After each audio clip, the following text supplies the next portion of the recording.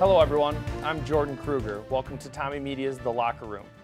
The 17th ranked St. Thomas women's cross country team defeated 35th ranked St. Ben's and 3 other teams to win the State Kate's Invite Saturday.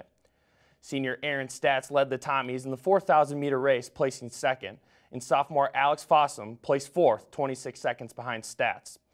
The Tommies resume action Saturday at the University of Wisconsin Lacrosse Invite. I'm joined today by Coach Joe Sweeney, Erin Statz, and Alex Fossum. Thank you for joining us.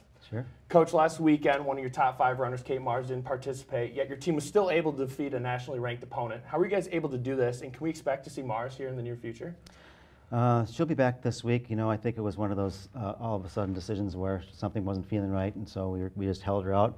But we're, you know, in this particular team, we're very deep, and it's nice to just have that confidence that if one person has to be held out, the other people will, you know, pick up the slack and fill in the gap, and that's exactly what happened.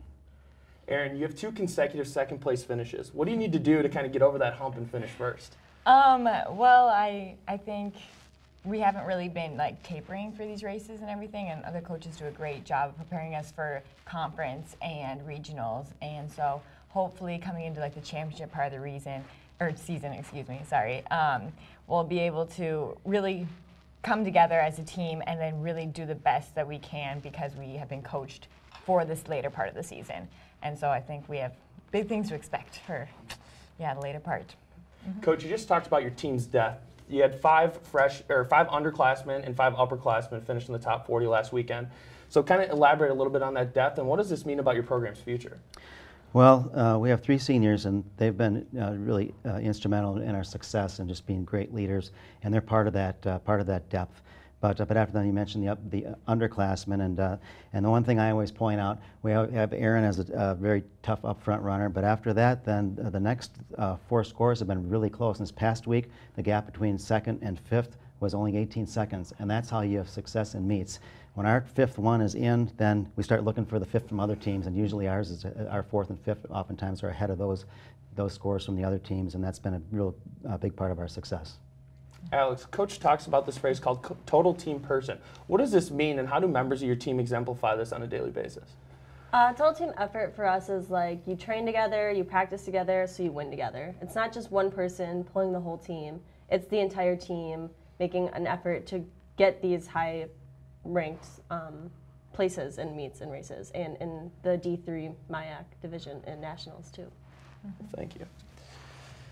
And now it's time for this week's fan question. Erin and Alex, Junior Daniel Burke wants to know, what are runners' diets like in preparation for a race?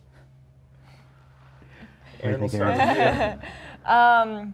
Well, I guess, I mean, it's just kind of like try to eat healthy and everything, because you know what you put in is like what you get out, and so then if you treat your body correctly, then you're expected to perform then to the best of your ability, and so just kind of, I don't know, being careful, I guess. Alex, what about you? I agree with Erin, but I think you have to fuel for your body and then like eat for your soul too. So just get the carbs, the protein, the fats, the essential nutrients you need, and just go off of that.